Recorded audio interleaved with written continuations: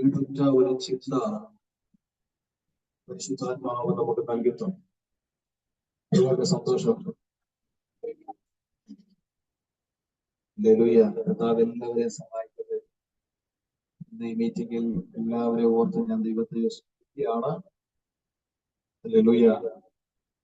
വളരെ അനുഗ്രഹിക്കപ്പെട്ട ഒരു ചിന്തയെ കർത്താവ് തന്നിട്ടേ. നിങ്ങൾ എന്താ മിണ്ടാത്തെ?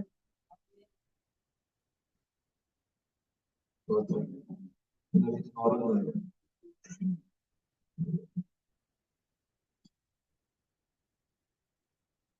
എനിക്ക് ഇനി ധൈര്യമായിട്ട് വചനം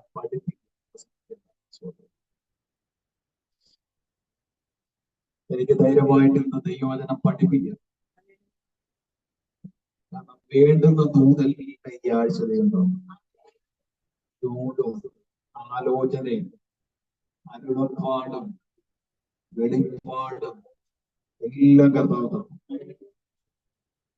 ആർക്കെങ്കിലും കിട്ടിയില്ലെങ്കിൽ അത് നിങ്ങൾ പ്രശ്നം. കാരണം എല്ലാവർക്കും അതിൽ സംബന്ധിക്കാവുന്ന നിലയിലാണ് ചെയ്തത്. ഹല്ലേലൂയ. കർത്താവിന്റെ ദാസനെ കർത്താവ് ഇത്രത്തോളം ശക്തിപ്പെടുത്തിയെന്നോ, ഇത്രത്തോളം ദൈവം തന്നെ ബലപ്പെടുത്തി. ഞാൻ ദൈവത്തെ സ്തുതിക്കുന്നു. ഹല്ലേലൂയ. കഴിഞ്ഞ 6 ദിവസം നമ്മൾ ദൈവവചനം കേട്ടോണ്ടിരിക്കുക അല്ലേ? കഴിഞ്ഞ 6 ദിവസം ഞാൻ വളരെ ഒരു ദൈവദാസിമാരും ദൈവദാസന്മാരും പ്രസംഗിച്ചപ്പോ അവര് പറഞ്ഞ ദൈവശബ്ദം പരിശുദ്ധാത്മാവ് എന്നോട് കുറിച്ചു വെക്കണം. അതെല്ലാം ഞാൻ എഴുതി വെച്ചു. 1ാമത്തെ ദിവസം കർത്താവിന്റെ ദാസി ബിനിയാന്റിയാണ് നമ്മളോട് ദൈവം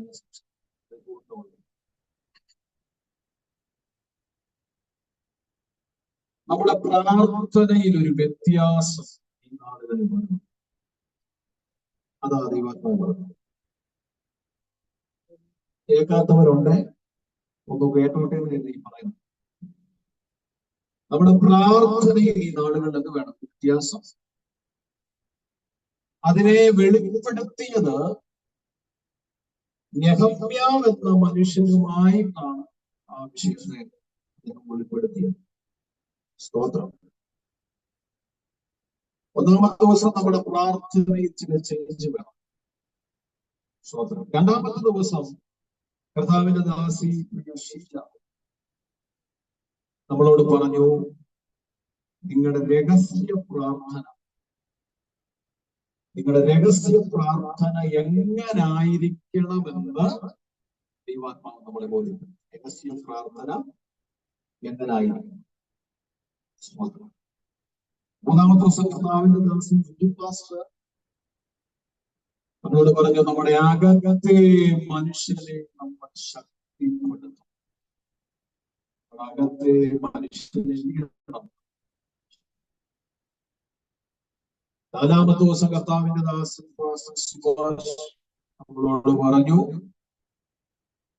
നിങ്ങളുടെ ആരാധന ബുദ്ധിയുള്ള ആരാധനയാവണം. എന്ന് വെച്ചാൽ ഇന്നലകളിൽ നിങ്ങൾ ദൈവത്തെ ആരാധിച്ച ഫലങ്ങളിലേക്ക് മടങ്ങി വരണം.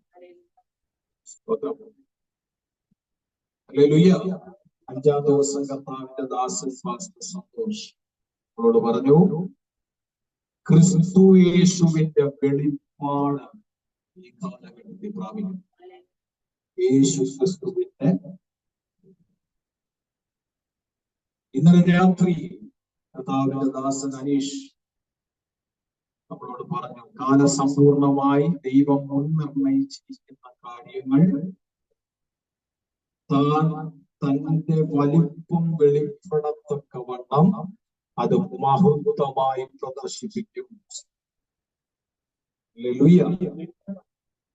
6 ദിവസവും ശക്തമായി ദൈവാത്മാവ് നമ്മളോട് ഇടപെടും. ഇന്ന് പകൽ കർത്താവിന്റെ ദാസനിലൂടെ നമ്മൾ കേട്ടു, നിങ്ങൾ പരിശുദ്ധാത്മാവിന് വിധേയപ്പെട്ടാൽ നിങ്ങളെ മുഴുവനായി പരിശുദ്ധാത്മാവിന്റെ കൺട്രോളിൽ കൊടുത്താൽ അവൻ ചിലത് നമുക്ക് വേണ്ടി ചെയ്യും. വിശ്വസിക്കുന്നവർ കരങ്ങൾ ഉയർത്തി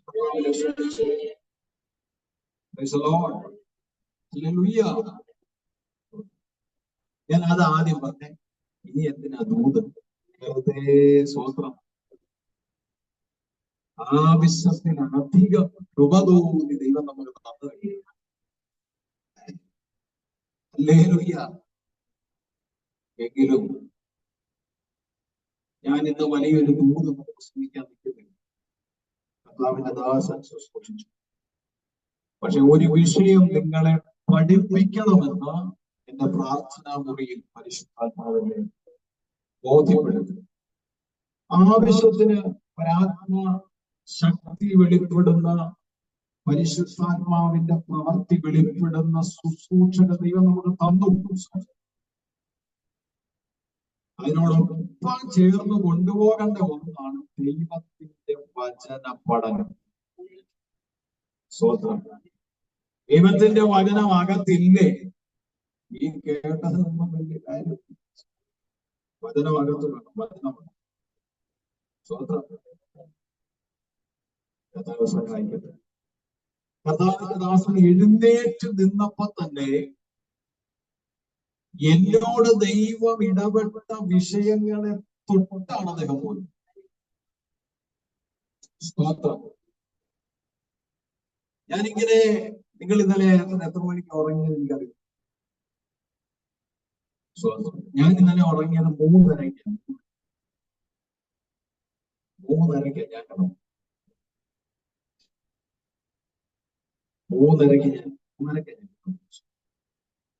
അതുവരെ പ്രാർത്ഥിച്ചും ദൈവവചനം ധ്യാനിച്ചും പഠിച്ചു. 12 മുതൽ 1:15 വരെ പ്രാർത്ഥന ഉണ്ടാക്കുന്നത് കഴിഞ്ഞ് 3:30 കഴിഞ്ഞത് ഞാൻ കിടന്നു. പ്രിയപ്പെട്ടവരെ, ഞാൻ അങ്ങനെ പ്രാർത്ഥിച്ചുകൊണ്ടിരുന്നപ്പോൾ ഞാൻ കർത്താവിനോട് ഒരു കാര്യം ചോദിച്ചു. കർത്താവേ, അങ്ങ് ഞങ്ങളോട് ഈ ദിവസങ്ങളിൽ സംസാരിച്ചു. ഇനിയും ഈ ജനത്തോട് ഞാൻ എന്ത് പറയണം? അപ്പോഴാണ് കർത്താവിനോട് ഇടപെട്ടത്. 7 എന്ന സംഖ്യയെ കുറിച്ച് അറിയാലോ? ദിവസം പറഞ്ഞിട്ടുള്ള അതാ ഞാൻ പറഞ്ഞു. 7 എന്ന സംഖ്യയെ കുറിച്ച് നിനക്കറിയാലോ? അതിൽ പൂർണ്ണത വരുത്തുന്നതല്ലേ? ആയതിനാൽ നീ അതിനെ കുറിച്ച് ധ്യാനിക്കാൻ ആത്മാവിനുണ്ട്. ഞാനിങ്ങനെ ദൈവസന്നെ പ്രാർത്ഥിച്ചപ്പോ 7 ഒന്നല്ല, ഒരുപാട് 7കളുണ്ട്. അപ്പൊ ഞാൻ ചോദിച്ചു, അതിനേതേഴാണ്? ഉടനെ കർത്താവിനോട് ഇടപെട്ടു. വെളിപ്പാട് പുസ്തകത്തിൽ 7 ഭാഗ്യാവസ്ഥകളെ കുറിച്ച് പറയും. 7 ഭാഗ്യാവസ്ഥ. അതാണ് ഇന്നും നമ്മൾ പഠിക്കാൻ പോകുന്നത്. അതെനിക്ക് ഇന്ന് തീർക്കാൻ പറ്റത്തില്ല. കർത്താവ് അനുവദിച്ചാൽ അടുത്ത ബുധൻ കണ്ടിന്യൂ. വെളിപ്പാട് പുസ്തകത്തിലെ 7 ഭാഗ്യാവസ്ഥ. ഇന്ന് കഴിഞ്ഞ ദിവസങ്ങളിലെല്ലാം ശക്തമായി ദൈവം സംസാരിച്ചു. ഞാൻ ദൂത് പറഞ്ഞ് ദൈവം എനിക്ക് ഇതിന്റെ ഇടയ്ക്ക് ദൂത് എന്ന് ഞാൻ പറയാം. പക്ഷെ ഞാൻ വലിയൊരു ബഹളത്തിനൊന്നും ഇല്ല. വളരെ ശാന്തം. ഹല്ലേലൂയ. വചനം ഒന്ന് പഠിക്കാം. വെളിപ്പാട് പുസ്തകത്തിലെ 7 ഭാഗ്യാവസ്ഥകൾ. ഇതിനെക്കുറിച്ച് നമ്മൾ ഇന്നും കർത്താവ് അനുവദിച്ച വരുന്ന ആഴ്ച ധ്യാനിക്കാൻ പോകും. 7 ഭാഗ്യാവസ്ഥ. പ്രിയപ്പെട്ടവരെ, നമുക്കറിയാം പുതിയ നിയമത്തിലെ ഏക പ്രവചന ഗ്രന്ഥമാണ്. എല്ലാവർക്കും അറിയാവുന്ന പുതിയ നിയമത്തിലെ ഏക പ്രവചന ഗ്രന്ഥം, പ്രവചന പുസ്തകമാണ് വെളിപ്പാട്. സ്തോത്രം. വെളിപ്പാട് എന്ന വാക്കിന്റെ ഗ്രീക്ക് പേര് അപ്പോകാലിപ്സിസ് എന്ന. അപ്പോകാലിപ്സിസ്. അപ്പോകാലും അല്ല, അപ്പോകാലിപ്സിസ്. എന്ന് പറഞ്ഞാൽ അർത്ഥം മുമ്പ് അജ്ഞാതമായ കാര്യങ്ങളെ മറ നീക്കി പ്രകാശിപ്പിക്കുക. മുമ്പ് അജ്ഞാതമായ കാര്യങ്ങളെ മറ നീക്കി പ്രകാശിപ്പിക്കുക എന്ന വാക്യം. നീറോ ചക്രവർത്തിയുടെ കാലഘട്ടത്തിൽ ശക്തമേറിയ പീഡനം പുറപ്പെടുവിച്ചു. ചരിത്രം പറയുന്നത് ഏകദേശം 40,000 ക്രിസ്ത്യാനികൾ അന്ന് രക്തസാക്ഷിത്വം വഹിച്ചു. സ്വത്രം AD 80-90 കാലഘട്ടങ്ങളിൽ ഡൊമീഷ്യൻ രാജാവ് ഭരണത്തിൽ കയറിയപ്പോൾ ക്രിസ്ത്യാനികളെ ഭൂമുഖത്ത് നിന്ന് തുടച്ചു മാറ്റാൻ ഒരു വലിയ പദ്ധതിയുമായി അവൻ എഴുന്നേറ്റു. അതിന് മുൻനിരയിൽ വെച്ച ആദ്യത്തെ കാര്യം, ക്രിസ്ത്യാനികളായ നിങ്ങൾ ഇങ്ങനെ പ്രാർത്ഥിക്കണം: ഞങ്ങളുടെ കർത്താവും ദൈവവുമായ ഡൊമീഷ്യൻ കൽപ്പിക്കുന്നതെന്തെന്നാൽ എന്ന് പറഞ്ഞ് പ്രാർത്ഥിക്കണം എന്നുള്ളൊരു ഉത്തരവ് പുറപ്പെട്ടപ്പോൾ ക്രിസ്ത്യാനികൾ അതിനെ എതിർത്തു. അവര് പറഞ്ഞു, നിന്റെ നാമം ഞങ്ങളെ നാവിലെടുക്കത്തില്ല. ശക്തമായ പ്രതികൂലങ്ങൾ വെളിപ്പെടാൻ തുടങ്ങി, മരണങ്ങൾ വരാൻ തുടങ്ങി. ഈ സാഹചര്യത്തിലാണ് തിളച്ച എണ്ണയ്ക്കകത്ത് യോഹന്നാനെ വലിച്ചെറിഞ്ഞത്. തിളച്ച എണ്ണയ്ക്കകത്ത് യോഹന്നാന്റെ പ്രാണൻ വെടിയുന്നത് കാണാൻ തെമ്പലോടെ ഡൊമീഷ്യൻ നോക്കിക്കൊണ്ടിരിക്കുമ്പോൾ യോഹന്നാന്റെ ശരീരത്തിലെ ഒരു രോമത്തിന് പോലും ഒരു കേടും കൂടാതെ യോഹന്നാൻ എണ്ണയ്ക്കകത്ത് കിടക്കുന്നത് ഡൊമീഷ്യൻ കണ്ടിട്ട് ചരിത്രം പറയുന്നത് ഭയപ്പെട്ടാണ് യോഹന്നാനെ പത്മോസിൽ കിടന്നത്. പക്ഷെ പുറത്ത് കാണിച്ചില്ല. ചിലരങ്ങനല്ലേ, ഉള്ളി ഭയങ്കര പേടിയായിരിക്കട്ടെ, പുറത്ത് അസാധാരണ ധൈര്യം കണ്ടു.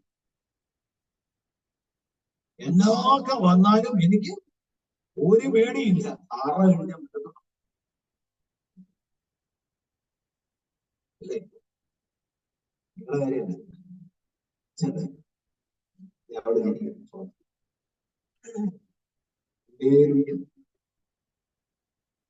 ഈ കാഴ്ച കണ്ടിട്ട് ഭയപ്പെട്ടാണ് ഇനി ഇവനെ ഇവിടെ നിർത്തിയാൽ പറ്റത്തില്ല, ഇവനെ കടത്തണം.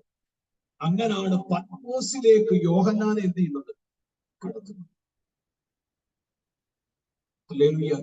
ചരിത്രം പഠിപ്പിക്കുന്നു ഏകദേശം AD 96 ഡൊമീഷ്യൻ മരിച്ചപ്പോൾ യോഹന്നാനെ തിരിച്ചു കൊണ്ടുവന്നു. പത്മോസിൽ നിന്ന് തിരിച്ചു. അത് AD 96 95 യോഹന്നാനെ നാട് കടത്തുന്നത്. ആ പത്മോസിൽ AD 95 ആ വർഷത്തിലാണ് യോഹന്നാന് വേണ്ടി സ്വർഗം തുറന്നത്. യോഹന്നാൻ വെളിപ്പാടിനെ കാണാം. 96 ഡൊമീഷ്യൻ മരിച്ചത്. യോഹന്നാനെ തിരിച്ചു കൊണ്ടുവന്നു. അതിനുശേഷം യോഹന്നാൻ ഈ വെളിപ്പാട് സുവിശേഷങ്ങൾ പഠിക്കുമ്പോൾ നമുക്കറിയാം, സുവിശേഷത്തിനകത്ത് വെളിപ്പെടുത്തുന്ന ഒരു കാര്യമുണ്ട്. യേശുക്രിസ്തു മനുഷ്യനായി, യേശുക്രിസ്തു ദാസനായി, യേശുക്രിസ്തു ശുശ്രൂഷിക്കുന്നവനായി. കണ്ടോ? എന്ന് വെച്ചാൽ യേശുക്രിസ്തുവിന്റെ താഴ്ചയെ കുറിച്ചാണ് സുവിശേഷം ഏറ്റവും കൂടുതൽ വെളിപ്പെടുത്തുന്നത്. എന്നാൽ വെളിപ്പാട് നേരെ തിരിച്ച, വെളിപ്പാട് പുസ്തകം നേരെ തിരിച്ചാണ്.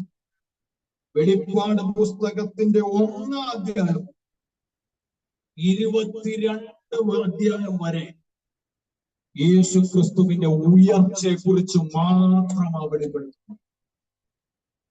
എത്ര പേർക്ക് ഞാൻ പറഞ്ഞ മനസ്സിലായി? യേശുക്രിസ്തുവിന്റെ ഉയർച്ചയെ കുറിച്ച് മാത്രമാണ് വെളിപ്പെടുത്തുന്നത്. ദേവദാസൻ പറഞ്ഞതുപോലെ ഏഴുകളുടെ കൂമ്പാരമുള്ള ഒരു പുസ്തകമാണ് വെളിപ്പാട് പുസ്തകം. 8 കാര്യങ്ങൾ പറയുന്നുണ്ട്. 8 കാര്യങ്ങൾ. 7 നിലവിളക്ക്. 7 നിലവിളക്ക്.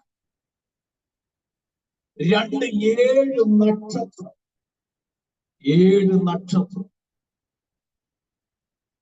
3 7 മുദ്രകൾ. 7 മുദ്രകൾ. അടുത്ത പറയുന്നു 7 കാഹളങ്ങൾ.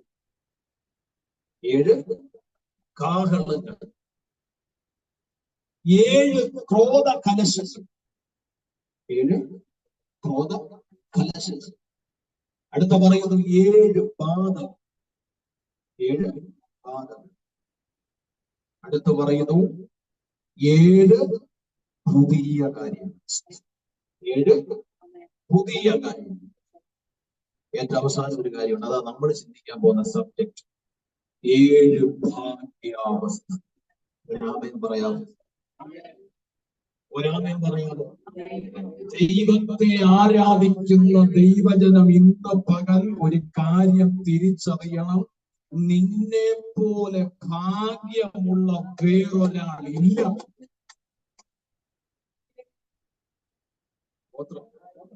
അത് തിരിച്ചറിയണം. നമ്മളൊക്കെ ഇന്ന് ലോട്ടറി അടിക്കുന്നവനാ ഭാഗ്യമാണ്.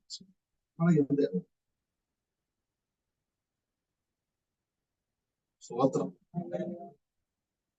കർത്താവിന്റെ ദാസൻ പറഞ്ഞവർ ഒരുപാട് പൈസ ഉള്ളവർ, ഒരുപാട് സമ്പത്തുള്ളവരാ ഭാഗ്യവാന്മാരെന്ന നമ്മുടെ ചിന്ത. എന്നാൽ ഇന്ന് പകൽ ഈ തിരുവെഴുത്ത് പഠിക്കാൻ പ്രവേശിക്കുന്നതിന് മുമ്പ് ഞാനൊരു കാര്യം പറയാം. പ്രിയപ്പെട്ടവരെ, കർത്താവിൽ വിശ്വസിച്ച് കർത്താവിൽ ജീവിക്കുന്ന നിന്നോട് ഞാൻ പറയാം, നിന്നെ പോലെ ഭാഗ്യമുള്ള വേറൊരാളില്ല. പാട്ടുകാരൻ പാടുന്ന ഇതുപോലൊരു ജാതിയുണ്ടോ അല്ലേ? നമ്മളെ പോലെ അനുഗ്രഹിക്കപ്പെട്ട ഭാഗ്യമുള്ള മറ്റൊരു സന്തോഷത്തോടെ ദൈവത്തെ ഞാൻ വേഗത്തിൽ വരുന്നു. സമയം പോകുന്നു, വേഗത്തിൽ വരിക. എന്താണ് 7 ഭാഗ്യാവസ്ഥകൾ? നമ്പർ 1, ഒന്നാമത്തെ കാര്യം വായിച്ചോ. വെളിപ്പാട് പുസ്തകം 1-ാം അധ്യായം 3-ാം ഭാഗം. ഒന്നാമത്തെ ഭാഗ്യാവസ്ഥ വെളിപ്പെടുത്തി. ഈ പ്രവചനത്തിന്റെ വാക്കുകളെ വായിച്ചു കേൾക്കുന്നവരും അതിലെഴുതിയിരിക്കുന്നത് പ്രമാണിക്കുന്നവരും ഒരാമേമ്പറാണ്. ഒന്നാമത്തെ ഭാഗ്യം. ഒന്നാമത്തെ ഭാഗ്യം. എത്ര പേർക്ക് ഈ ഭാഗ്യം ഉണ്ടെന്ന് അറിയാം? ഒന്നാമത്തെ ഭാഗ്യം, ദൈവത്തിന്റെ വചനത്തിന്റെ പ്രമാണം വായിക്കുന്നവൻ, കേൾക്കുന്നവൻ, പ്രമാണിക്കുന്നവൻ. സ്തോത്രം. ഇത് 3 ശ്രേഷ്ഠകരമായ കാര്യമാണ്. ഇത് 3 സ്തോത്രം ശ്രേഷ്ഠകരമായ കാര്യം. ഹല്ലേലൂയ. ആ വാക്യത്തിൽ പ്രസംഗിക്കുന്നു എഴുതിയിട്ടുണ്ട്. ഹല്ലേലൂയ. അപ്പൊ വായിക്കുന്നു, പ്രസംഗിക്കുമ്പോ എന്ത് ചെയ്യുന്നുണ്ട്? കേൾക്കുന്നു. സ്വോത്രം ഹല്ലേലൂയ. പ്രത്യേകിച്ച് എഴുതിയിട്ടില്ലെന്നേ ഉള്ളൂ. പ്രിയപ്പെട്ടവരെ, ഇത് മൂന്നും ശ്രേഷ്ഠകരമായ കാര്യം. ഇതിൻ്റെ അകത്തെ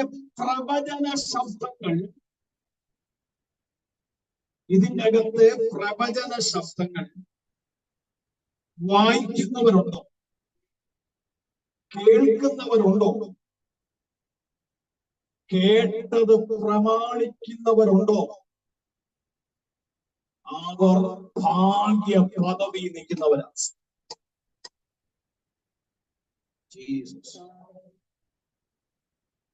ഈ നമ്മൾ പലപ്പോഴും കേൾക്കുന്നുണ്ട്, വായിക്കുന്നുണ്ട്, ചിലതൊക്കെ പ്രമാണിക്കുന്നുണ്ടെന്ന് തോന്നുന്നത്. ഇരിക്കട്ടെ, പ്രമാണിക്കുന്നുണ്ടെന്നിരിക്കട്ടെ. പക്ഷേ ഈ പ്രവചനത്തെ എങ്ങനെ മനസ്സിലാക്കണമെന്ന് ഇപ്പോഴും അറിയും. എഴുതിയിരിക്കുന്ന പ്രവചനം. എനിക്ക് ഒരുപാട് കാര്യങ്ങളൊന്നും പറയാൻ നേരമില്ല. ഞാനൊരു ബൈബിൾ സ്റ്റഡി തുടങ്ങണമെന്നൊക്കെ ഇങ്ങനെ പ്രാർത്ഥിച്ചുകൊണ്ടിരിക്കുന്നു. അങ്ങനെ ഉണ്ടായാൽ എനിക്കിതെല്ലാം പഠിപ്പിക്കാം. സ്വാതന്ത്ര്യം മീറ്റിംഗിൽ ഇത് പ്രസംഗിക്കട്ടെ, പഠിപ്പിച്ച കർത്താവ് സഹായിക്കട്ടെ. അപ്പോൾ പ്രിയപ്പെട്ടവരെ ശ്രദ്ധിക്കണം. ഒന്ന്, ഈ പ്രവചനത്തെ നിങ്ങൾ മനസ്സിലാക്കണം. ഈ പുസ്തകത്തിൽ എഴുതിയിരിക്കുന്ന കാര്യങ്ങൾ മനസ്സിലാക്കേണ്ട പോലെ മനസ്സിലാക്കിയാലേ വായിച്ചിട്ടും കേട്ടിട്ടും പ്രമാണിച്ചിട്ടും ഗുണമുണ്ട്. മനസ്സിലാക്കും. ഒന്നാമത്തെ കാര്യം, ഇതിൽ എഴുതിയിരിക്കുന്ന പ്രവചനത്തെ എങ്ങനെ മനസ്സിലാക്കും? ശ്രദ്ധിച്ചു കേട്ടോ. ഒന്നാമത്തെ കാര്യം, ദൈവവചനത്തെ നിലനിർത്തുന്നതാണ് ചരിത്രം. സ്വത്രം. മനസ്സിലായോ? ദൈവവചനത്തെ അതിന്റെ പുറകിലെ സഹായി നിലനിർത്തുന്നതാണ് ചരിത്രം എന്ന് പറയും. ആ ചരിത്രത്തെ നിങ്ങൾ എങ്ങനെ ഉൾക്കൊള്ളുന്നു, എങ്ങനെ മനസ്സിലാക്കുന്നു, അതിന് നിങ്ങൾ എങ്ങനെ വില കൊടുക്കുന്നു, അതേപോലെ ദൈവവചനത്തിന്റെ പ്രവചനത്തിന് വില കൊടുക്കണം. ഞാൻ പറഞ്ഞ മനസ്സിലായി? പല പ്രിയപ്പെട്ടവരും ചിന്തിക്കാറുണ്ട് ചരിത്രത്തിന് പ്രാധാന്യം. പക്ഷെ ചരിത്രത്തിന് പ്രാധാന്യമുണ്ട്. ദൈവവചനം സത്യമാണെന്നും ആ വചനത്തിൽ എഴുതിയിരിക്കുന്ന കാര്യങ്ങൾ വെറും കഥകളല്ലെന്നും അതിന്റെ പുറകിൽ ശക്തമായ നിലയിൽ ദൈവവചനത്തെ ഉയർത്തി നിർത്തുന്ന പ്രധാനപ്പെട്ട ഒരു കാര്യമാണ് ചരിത്രം. സ്വന്തം ഈ കാലഘട്ടങ്ങളിൽ നിങ്ങൾ എടുത്തു പഠിച്ചു നോക്കിക്കോ. സത്യവേദ പുസ്തകം തെറ്റാണെന്ന് എത്രയോ പേര് അതിനെതിരെ ഡിബേറ്റുമായിട്ട് വന്നപ്പോൾ അതിനെയെല്ലാം പരാജയപ്പെടുത്തി ഈ പുസ്തകം മാത്രമാണ് സത്യമെന്ന് വെളിപ്പെടുത്തി കൊടുത്തതിന്റെ ഒരു അടിസ്ഥാന ഘടകമാണ് ഈ തിരുവചനത്തിന്റെ പുറകിലുള്ള ചരിത്രം. എന്തിന്? കർത്താവായ യേശു ക്രിസ്തുവിന്റെ ജനനത്തെ കുറിച്ച് വരെ പ്രവചിക്കുമ്പോൾ യേശു ക്രിസ്തു ജനിച്ച് ജീവിക്കുന്ന സമയത്ത് തന്റെ പുറത്ത് കിടക്കുന്ന പ്രവചനം തനിക്ക് ചരിത്രമാണ്. സ്വത്രം. ആ പ്രവചനത്തെ താൻ അങ്ങോട്ട് വെളിപ്പെടുത്തി. എന്താ ഞാൻ പറഞ്ഞു തന്നതിന്റെ അർത്ഥം എന്താ? ദൈവവചനത്തിന്റെ പ്രവചനങ്ങളെ വേദപുസ്തകത്തെ നിലനിർത്തുന്ന, വേദപുസ്തകം സത്യമാണെന്ന് തെളിയിക്കുന്ന, വേദപുസ്തകത്തിന്റെ ആധികാരികതയെ ബോധ്യപ്പെടുത്തുന്ന ചരിത്രം എന്നതുപോലെ നിങ്ങൾ ഈ ബൈബിളിൽ എഴുതിയിരിക്കുന്ന പ്രവചനങ്ങൾക്ക് വില കൊടുക്കണം. മനസ്സിലാക്കണം കേട്ടോ. വിശുദ്ധ ബൈബിൾ ഒരു പ്രവചന ഗ്രന്ഥമാണെന്ന് നമുക്കറിയാം. പ്രവചന ഗ്രന്ഥമായിരിക്കുമ്പോൾ തന്നെ അതിനെ പിടിച്ചു നിർത്തുന്ന ഒരു ഘടകമാണ് ബൈബിളിന്റെ പുറകിലെ ചരിത്രം.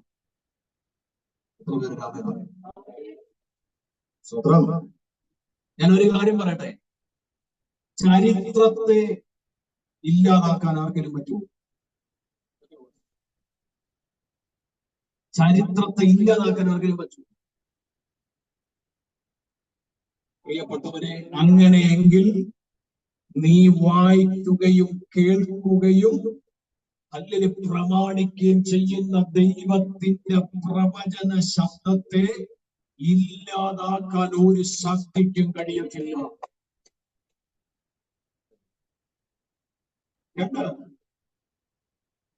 പ്രവചനം ദൈവത്തിന്റെ വ്യാഖ്യാനമുള്ള പ്രവചനങ്ങളുണ്ട്. ദൈവത്തിന്റെ വ്യാഖ്യാനമുള്ള പ്രവചനങ്ങൾ കൃത്യമായിട്ട് പരിശുദ്ധാത്മാവ് വ്യാഖ്യാനിച്ചിട്ടുണ്ട്. ഈ പ്രവചനത്തിന്റെ അർത്ഥം ഇന്നതാണ്, ഈ പ്രവചനം ഇന്നതാണ് ഉദ്ദേശിക്കുന്നത്. അതിനെ അങ്ങനെ തന്നെ മനസ്സിലാക്കാൻ കഴിയണം. അതാ രണ്ടാമത് മനസ്സിലാക്കുന്നത്. സ്വതന്ത്രം എന്താ? ദൈവാത്മാവ് ഈ പ്രവചനം രേഖപ്പെടുത്തിയപ്പോൾ അതെന്തിനാണ് എഴുതിയതെന്ന് കൃത്യമായിട്ട് വെളിപ്പെടുത്തിയിട്ടുണ്ട്. ഈ പ്രവചനത്തിന്റെ പൊരുൾ എന്താ, വ്യാഖ്യാനം എന്താണ്, അതിനെ അങ്ങനെ തന്നെ വായിക്കാനും പഠിക്കാനും പ്രമാണിക്കാനും കഴിയണം. എന്ന് വെച്ചാൽ എന്താ അതിന്റെ അർത്ഥം? എന്താ പറഞ്ഞതിന്റെ അർത്ഥം? നിന്റേതാകുന്ന വ്യാഖ്യാനം കൊണ്ട് നീ ബൈബിള് വായിക്കുന്നു.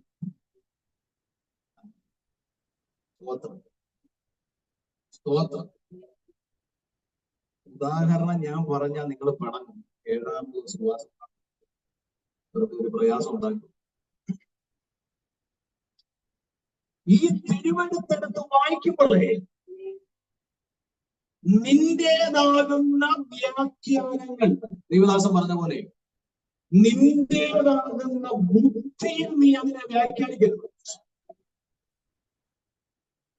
നിന്റേതാകുന്ന ബുദ്ധിയിൽ നീ അതിനെ വ്യാഖ്യാനിക്കരുത്. മറിച്ച് നീ അതിനെ അത് എഴുതിയ പരിശുദ്ധാത്മാവിൽ വേണം വ്യാഖ്യാനിക്കാൻ.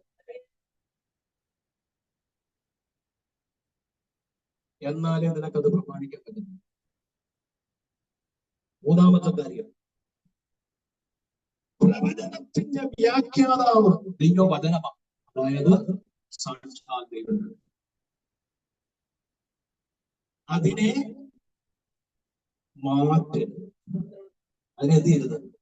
അതിനെന്ത് മാറ്റരുത്. പ്രവചന ഈ പുസ്തകത്തിൽ എഴുതിയിരിക്കുന്ന സകല പ്രവചനത്തിന്റെയും വ്യാഖ്യാതാവ് സ്വർഗത്തിലെ ദൈവമാണ്. അതിനെ മാറ്റരുത് എന്ന് വെച്ചാൽ മറ്റൊരു നിലയിൽ ദൈവവചനത്തെ വ്യാഖ്യാനിച്ച് പഠിപ്പിക്കരുത്. കേൾക്കാൻ പോകരുത്, കേട്ടോണ്ടിരിക്കരുത്. ജീസസ് പരിശുദ്ധാത്മാ ബുദ്ധി ഉപദേശിക്കുന്നു. ജനത്തെ ബുദ്ധി, കൃപ.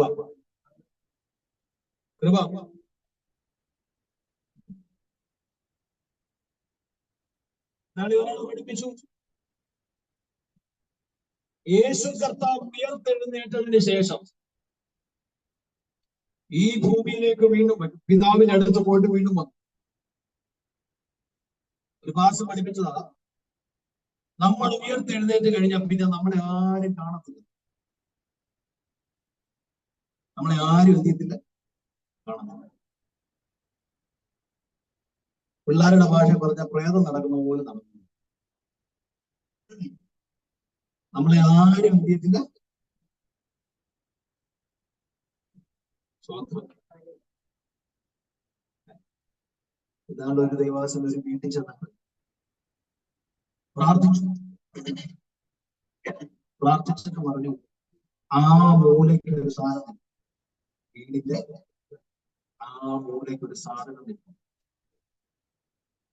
എന്നാൽ ഈ നിന്ന സാധനത്തെ ഓടിച്ചു വിട്ട് ജയം പ്രാപിച്ചത് വേണ്ടി പോവാൻ ആ മൂലയ്ക്ക് ഒരു സാധനം നിൽക്കൊണ്ട് 3 ദിവസം എന്നിരിക്കുന്നു.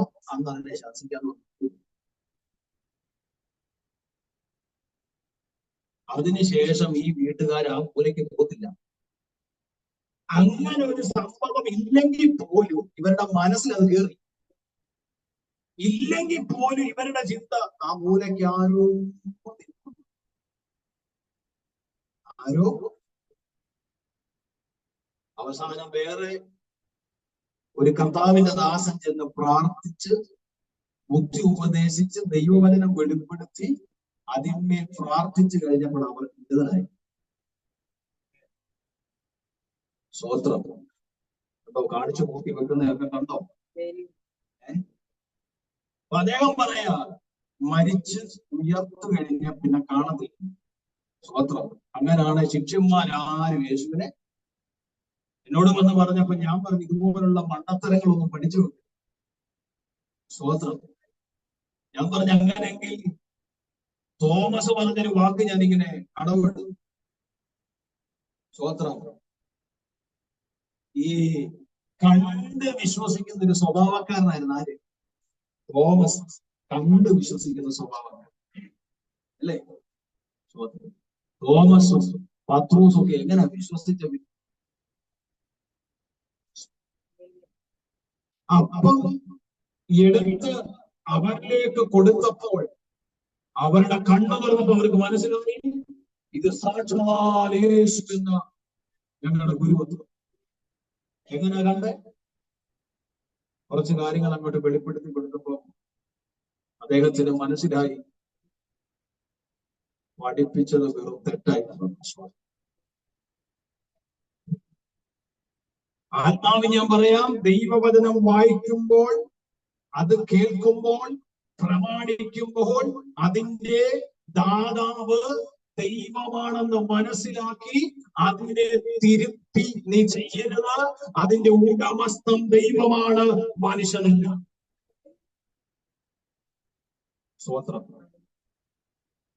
അപ്പോൾ ഒന്നാമത്തെ ഭാഗ്യാവസ്ഥ, ഒന്ന്, നിങ്ങൾ ദൈവത്തിന്റെ പ്രവചന വചനം എന്ത് ചെയ്യണം?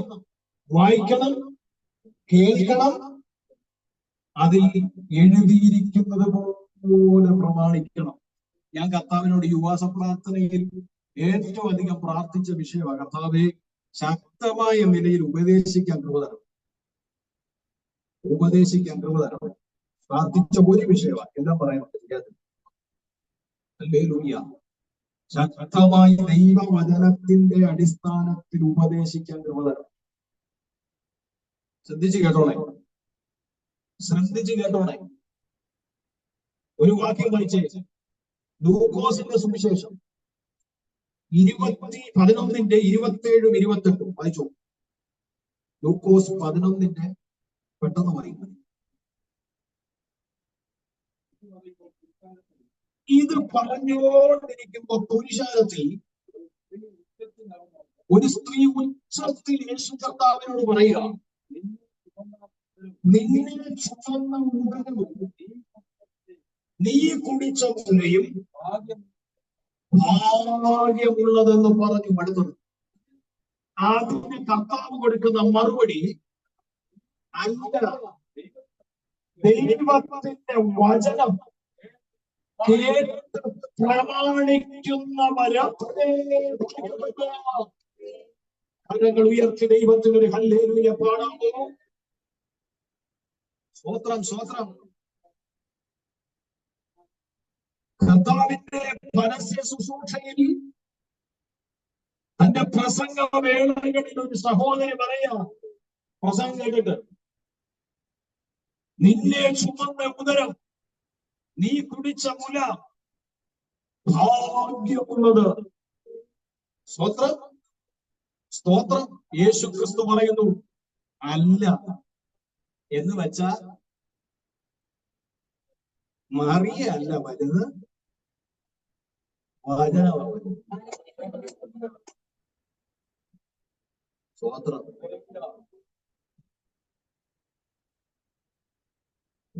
സത്യം പറയാൻ പേടിക്കുകയേ വേണ്ട, തെളിയിക്കാൻ ചരിത്രമുണ്ട്. Praise the Lord, praise the Lord. ആരേലും ഒക്കെ കേൾക്കുവാണ് കേൾക്കണം. യേശു പറയാ മറിയാമ്മച്ചി അല്ല വലുത്. സ്വതന്ത്രം. എടാ മറിയാമ്മച്ചി അല്ല വലുത്.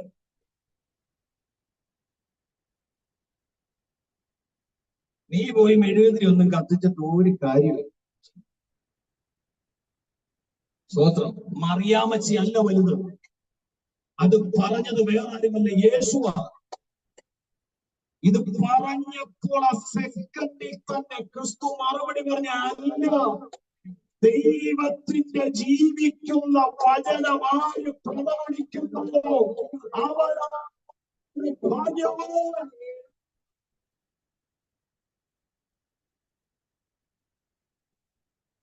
സ്തോത്രം. ഈ വചന വെളിപ്പാട് അകത്തോട്ട് കയറുമ്പോഴെങ്കിലും കണ്ണ് ചിലരുടെ പുറകളെ രഹസ്യം ഇവിടെ ഒത്തിരി പേര് അതിനെ പുറകെ പോകാനൊക്കെ ഉണ്ട്. സ്തോത്രം. വിനയാന്റിയൊക്കെ ഉള്ളത്. ഹല്ലേലൂയ. സ്തോത്രം, സ്തോത്രം, സ്തോത്രം. അദ്ദേഹത്തിന് ക്രിസ്തുവിന്റെ മാതാവെന്ന പദവി, ഹല്ലേലൂയ, സ്തോത്രം, ഉണ്ട്, ഇല്ലെന്നല്ല.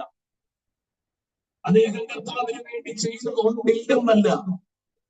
പക്ഷെങ്കിൽ ഭാഗ്യപദവി എടുത്ത് പഠിക്കുമ്പോൾ യേശു പറയുന്നു, മറിയയുടെ ഉദരത്തിൽ ജനിച്ചതല്ല ഭാഗ്യം, മറിയയുടെ വളർത്തിയതല്ല ഭാഗ്യം, മറിച്ച് ദൈവത്തിന്റെ ജീവിക്കുന്ന വചനം ആരും പ്രമാണിക്കുന്നു അവരാണ് ഭാഗ്യവാന്മാർ.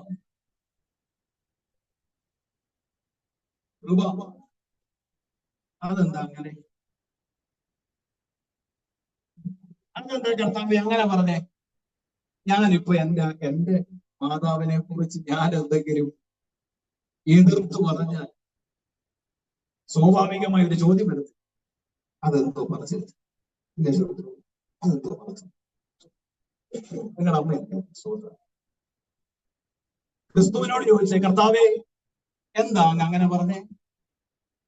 കർത്താവ് പറയുന്നു, മറിയയുടെ പുറകെ പോയാൽ നിത്യജീവൻ കിട്ടത്തില്ല, വചനത്തിന്റെ പുറകെ പോയാല് നിത്യജീവൻ പ്രാപിക്കാൻ പറ്റത്തുള്ളൂ. എത്ര വെളിപ്പാട് അകത്ത് കയറുന്നുണ്ട്. ചുവന്ന ഉദരമാണെങ്കിലും ഞാൻ കുടിച്ച മുനയാണെങ്കിലും ഞാൻ ഒരു കാര്യം പറയാം, നിത്യജീവൻ പ്രദാനം ചെയ്യുന്നത് മറിയയല്ല, നിത്യജീവൻ പ്രദാനം ചെയ്യുന്നത് ജീവിക്കുന്ന ദൈവത്തിന്റെ വചനത്തിൽ അകത്ത പ്രകാശനമുള്ളവർ സ്വന്തം ചെയ്യും, അകത്ത വെളിച്ചമുള്ളവർ സ്വന്തം ചെയ്യും, അകത്ത വെളിച്ചമുള്ള ദൈവത്തിന്റെ മതത്തിലാണ് നിത്യജീവനെ പ്രദാനം ചെയ്യുന്നത് ദൈവത്തിന്റെ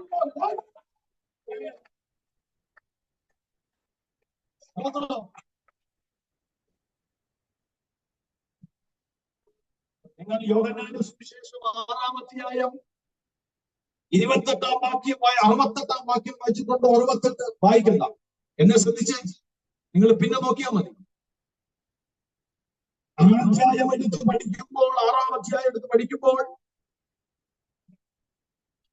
യേശു കർത്താവ് ശിഷ്യത്വത്തിനെ വെളിപ്പെടുത്തുക.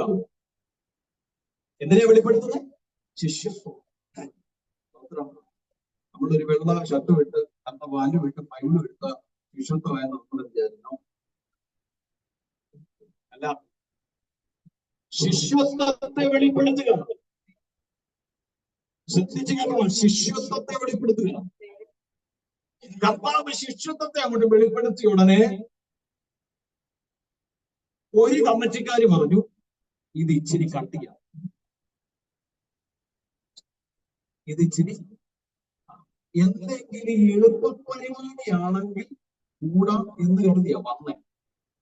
പക്ഷെ കർത്താവ് ശിഷ്യത്വത്തെ വെളിപ്പെടുത്തിയപ്പോ ഒരു കമ്മിറ്റിക്കാർ പറഞ്ഞു ഇത് ഇച്ചിരി ബുദ്ധിമുട്ടാണ്. കുറേ പേരങ്ങ് പോയി.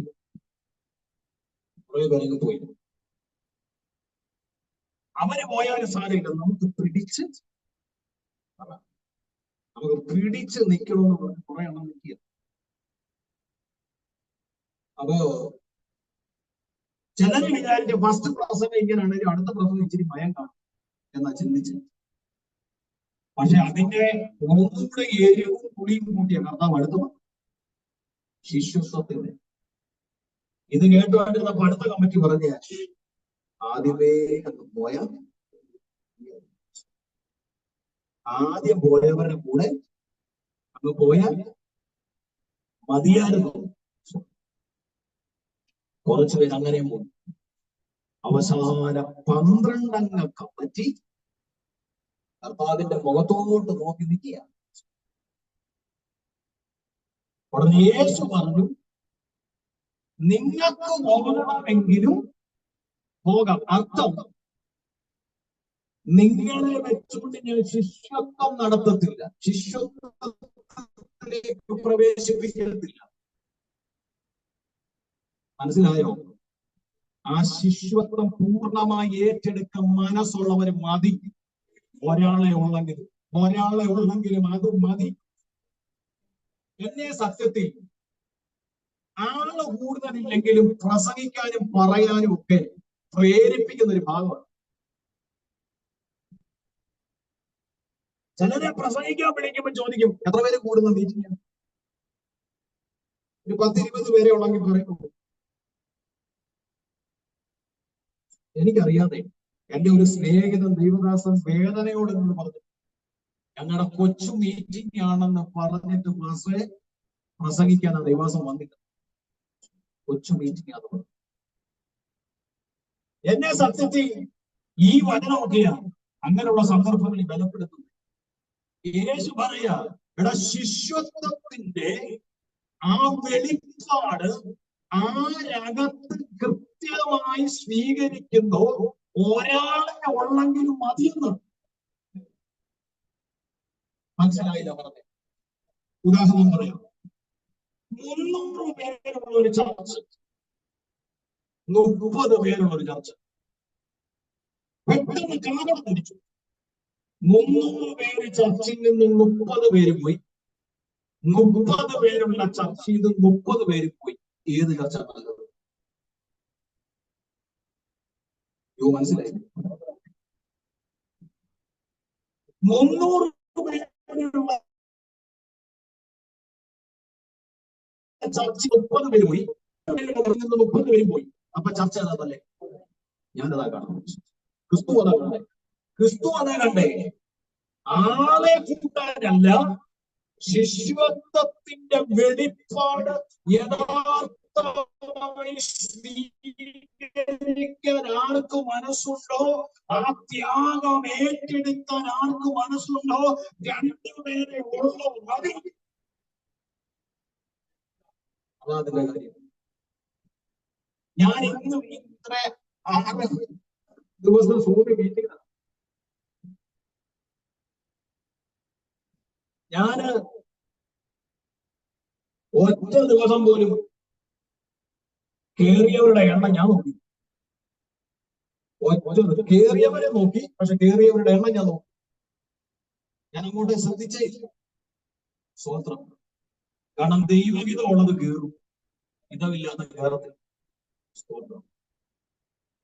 ഹല്ലേലൂയ. ഞാൻ പറഞ്ഞ എത്ര പേർക്ക് മനസ്സിലായി? കർത്താവ് പറഞ്ഞു നിങ്ങൾക്ക് പോകണമെങ്കിലും. എന്താ മറുപടി? പത്രോസ് പറയുന്നു. പത്രോസ് 3 കാര്യങ്ങൾ. നമ്പർ 1, നിന്നെ വിട്ടു പോയാൽ ഞങ്ങൾക്ക് മറ്റൊരാൾ. ഒരാമേൻ എത്ര പേര് പറയും? നിന്നെ വിട്ടു പോയാൽ നിനക്ക് തത്തുല്യനായി മറ്റൊരാളെ ഞങ്ങൾക്കില്ല. രണ്ടാമത്തെ വെളിപ്പാട് നീ ക്രിസ്തുവാണെന്ന് മനസ്സിലാക്കി. മനസ്സിലായോ? യേശു ക്രിസ്തുവാണെന്ന് മനസ്സിലാക്കി. മൂന്നാമത്തെ വെളിപ്പാട് നിന്റെ പക്കൽ, നിന്റെ വായിൽ നിത്യജീവന്റെ മൊഴികളുണ്ടെന്ന് ഞങ്ങൾ അറിയപ്പെട്ടു. ഒരാമേൻ എത്ര പേര് പറയും? ഒരാമേൻ എത്ര പേര് പറയും? ശിഷ്യത്വത്തിന്റെ വെളിപ്പെടുത്തലുകൾ വെളിപ്പെടുത്തിയപ്പോൾ വലിയൊരു ജനസംഖ്യ പിന്മാറിപ്പോയപ്പോൾ നിന്ന 12 എണ്ണത്തിന്റെ അകത്തേക്ക് ഒരു വെളിപ്പാട് ഇടിച്ചു കയറി. അത് പത്രോസ് ഇങ്ങനെ പറഞ്ഞത്, ഒന്ന്, നിന്നെ വിട്ടുപോയാൽ നിനക്ക് തുല്യനായി മറ്റൊരാളില്ല. ഇതിന്റെ അകത്ത് കയറിയത് ഭാഗ്യമാണ് കേട്ടോ. ഇതിന്റെ അകത്ത് കയറിയത് ഭാഗ്യമാണ് കേട്ടോ. അല്പം താമസിച്ചാൽ സാരമില്ല. ഈ കർത്താവിനെ കണ്ടുമുട്ടിയത് ഭാഗ്യമാണ് കേട്ടോ. കാരണം തനിക്ക് തൃപ്തിയായി മറ്റൊരാളില്ല. ഞാൻ എന്റെ ദൈവത്തെ ഉയർത്തുന്നു, ഞാൻ എന്റെ ദൈവത്തെ മഹത്വപ്പെടുത്തുന്നു, ഞാൻ എന്റെ ദൈവത്തെ ഉയർത്തുന്നു.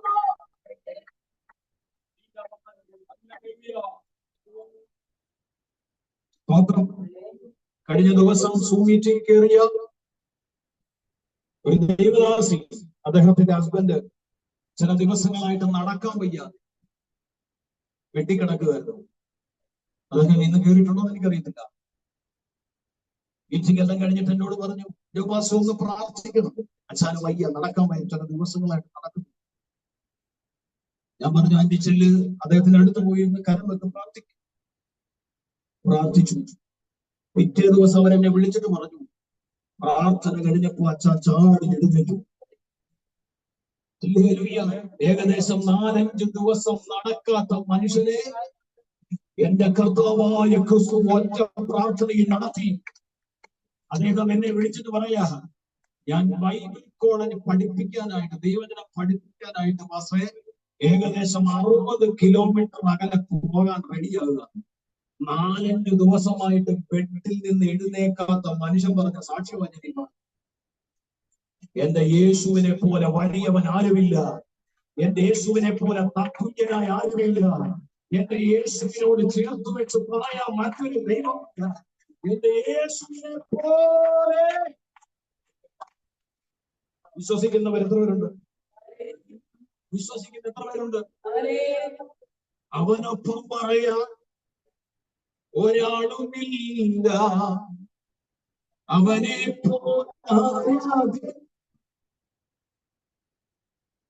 അവനൊപ്പം പറയാ ഒരാളുമില്ല, അവനെ പോലാരാധ്യൻ. പാടണമെന്നുണ്ട്, പക്ഷേ പാടിയ ഞാൻ തന്നെ പെടും, അതുകൊണ്ട് പാടുന്നു. ശ്രദ്ധിച്ചു കേട്ടേ. ഹല്ലേലൂയ. എന്തുകൊണ്ടാ യേശു ക്രിസ്തു പറഞ്ഞത്? നിങ്ങൾ പറഞ്ഞ പ്രസ്താവന അങ്ങ് വലുത്, ദൈവത്തിന്റെ വചനം വിശ്വസിച്ച് പ്രമാണിക്കുന്ന ആരുണ്ടോ അവരാണ് ഭാഗ്യവാന്മാർ. കാരണം ദൈവവചനമാണ് നിത്യജീവനെ പ്രദാനം ചെയ്യുന്നത്. നിത്യജീവനെ പ്രദാനം ചെയ്യുന്നത് ഒറ്റ ഗ്രന്ഥമുള്ളൂ. നിത്യജീവനെ വിളിച്ചു പറയുന്ന ഒറ്റ ഗ്രന്ഥം. മരണം കഴിഞ്ഞാൽ ജീവിതം, മരണം കഴിഞ്ഞാൽ ജീവിതം.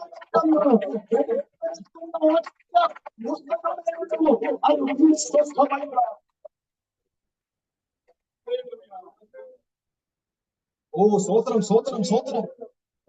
അതകത്ത് പ്രകാശിക്കുന്നവർ ഒരാളോട് ചേർന്ന് പറയുന്നു, സ്വോത്രം. നിത്യജീവനെ പ്രാപിക്കാൻ വെമ്പലോടെ കാത്തിരിക്കുന്ന, ദൈവജനത്തെ ഓർക്കുന്ന, സ്തുതിക്കുന്ന, നിത്യജീവനെ പ്രാപിക്കാൻ പ്രതീക്ഷയോടെ കാത്തിരിക്കുന്ന ദൈവജനത്തെ ഓർത്ത് ഞാൻ സ്തോത്രം ചെയ്യുന്നു. സ്വോത്രം. എന്തിനാ 6 ഉപവാസ പ്രാർത്ഥന, 7 ഉപവാസ പ്രാർത്ഥന വെച്ച്? നിങ്ങളോട് ചോദിക്കുന്നില്ല, നിങ്ങൾ ഒത്തിരി ഉത്തരം പറയും, അതിലും നല്ലത് ഞാൻ പറയുന്നത്. എന്തിനാ 7 ഉപവാസ പ്രാർത്ഥന വെച്ചേ? നമ്മുടേതാകുന്ന കാര്യങ്ങളുണ്ട്, ഇല്ലെന്ന് ഞാൻ പറയുന്നില്ല. പക്ഷേ അതിലും ഉപരി നിത്യതയിലേക്ക് ഒന്നുകൂടെ അടുക്കണം, യേശുവിലേക്ക് ഒന്നുകൂടെ അടുക്കണം, നിത്യജീവനായിട്ട് ഒന്നുകൂടെ ഒരുക്കാൻ വേണ്ടിയിട്ട് ഇങ്ങനെയുള്ള പ്രാർത്ഥന വരുന്നു. ഡെലിവറൻസ് മാത്രം പ്രതീക്ഷിച്ചുകൊണ്ടിരിക്കരുതേ, മിറക്കിൾ മാത്രം പ്രതീക്ഷിച്ചുകൊണ്ടിരിക്കരുതേ, ഹീലിംഗ് മാത്രം. റിജു പാസ്റ്റർ പറഞ്ഞതാണ് എനിക്ക് ഓർമ്മ വരുന്നത്. കർത്താവിന്റെ ദാസൻ റിജു പാസ്റ്റർ, വിടുവിച്ചാലും ആമേ, വിടുവിച്ചില്ലേരുമോ. റിജു പാസ്റ്റർ പറഞ്ഞ പെട്ടെന്ന് എന്റെ ഓർമ്മ വന്നേ. കാരണം ഇതൊന്നും അല്ല ഞങ്ങളുടെ വിഷയം. ഞങ്ങളുടെ വിഷയം നിത്യതയാണ്. ഞങ്ങളുടെ വിഷയം നിത്യതയാണ്. ഞങ്ങളുടെ വിഷയം ആ പ്രത്യാശയുള്ള ഒരു ദൈവത്തെ വിശ്വസിക്കുന്നു. ആ പ്രത്യാശയുള്ള ഞങ്ങളുടെ വിഷയം, ഞങ്ങളുടെ വിഷയം, ഞങ്ങളുടെ ഏകയും, ഞങ്ങളുടെ അംബീഷൻ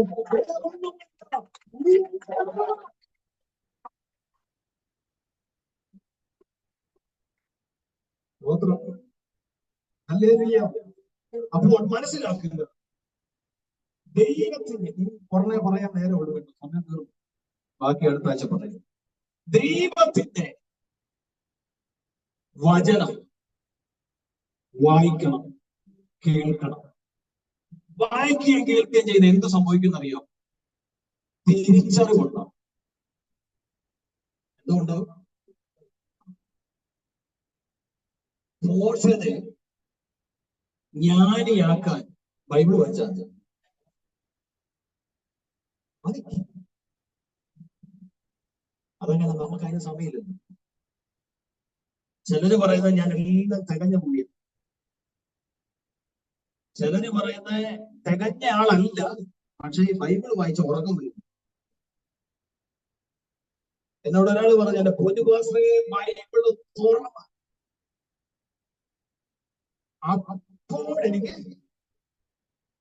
ഞാൻ അദ്ദേഹത്തോട് ചോദിച്ചു, ഫോൺ ഓൺ ചെയ്താലോ, ഫേസ്ബുക്ക് ഓൺ ചെയ്താലോ, ഇൻസ്റ്റാഗ്രാം ഓൺ ചെയ്താലോ ഉറക്കം വരും? മിണ്ടുന്നില്ല. ഞാൻ ചോദിച്ചു, ഹലോ ഉണ്ടോ? ബൈബിൾ തുറന്ന് ഉടനെ. എന്നിട്ട് ഇത് ആരുടെ തലയ്ക്ക് ഇടുന്നേ? ഇടുന്നവര് പറ, ഇതാരുടെ തലയ്ക്ക് ഇടുന്നേ? ഐശാചിക പോരാട്ട അന്തവാസം. സ്വതന്ത്രം ഒരു വശത്തുണ്ടാവാം എന്ന് വെച്ച് അത് മുഴുവനും പിശാചിന്റെ തലയിടരുത്. നീ വായിക്കാത്തൊരു ദിവസം നീ പറയുക, പിശാചിന്റെ പോരാട്ടം എന്ന് പറഞ്ഞ പിശാച് പറയും, ഞാൻ ഇന്ന് ഹർത്താൽ എടുത്തു. അവൻ പറയാ, ഞാൻ ഇന്ന് ഹർത്താൽ എടുത്ത് ഞാൻ വീട്ടിലിരിക്കുക. അവൻ പറയാ, എന്നെ പോരാട്ടം. ദൈവത്തിന്റെ വചനം വായിക്ക്, കേക്ക്. ആത്മാവ് ഞാൻ പറയാം, തിരിച്ചറിവുണ്ടാകും. രണ്ടാമത്തെ കാര്യം ശ്രദ്ധിച്ചു കണ്ടു, ഭാഗ്യാവസ്ഥയാ പറയുന്നത്, തിരിച്ചറിവുണ്ടാകും. സ്വതന്ത്രം തന്നെ. തിരിച്ചറിവുണ്ടായാൽ നിന്റെ അകത്തൊരു വിശ്വാസം ഉടലെടുക്കും. ദൈവത്തിന്റെ തിരുവചനം വായിക്കുമ്പോൾ തിരിച്ചറിവുണ്ടാകും, നിന്റെ അകത്തൊരു വിശ്വാസം ഉടലെടുക്കും. ഇനി ഞാൻ പറയുന്ന വാക്ക് ശ്രദ്ധിച്ചു കേട്ടോണം. ആ വായിക്കുന്നതിലും കേൾക്കുന്നതിലും പ്രമാണിക്കാൻ പഠിക്കട്ടെ. വായിക്കുന്നതിനും കേൾക്കുന്നതിനും, ഇത് രണ്ടും ചെയ്താലല്ലേ പ്രമാണിക്കാൻ പറ്റുള്ളൂ. അതുകൊണ്ടാണ് പറയുന്നത്, വായിക്കുന്നതിനും കേൾക്കുന്നതിനും ഒരു തിരിച്ചറിവും വിശ്വാസവും നിന്റെ അകത്തുടലെടുത്താൽ അതിനെ പ്രമാണിക്കാൻ കഴിയാത്ത വിധത്തിൽ എന്തെല്ലാം വന്നാലും നിന്നെ അത് ബാധിക്കുന്നില്ല. അതാ അതിന്റെ വെളിപ്പാട്. എത്ര പേർക്ക് പറഞ്ഞ മനസ്സിലായി?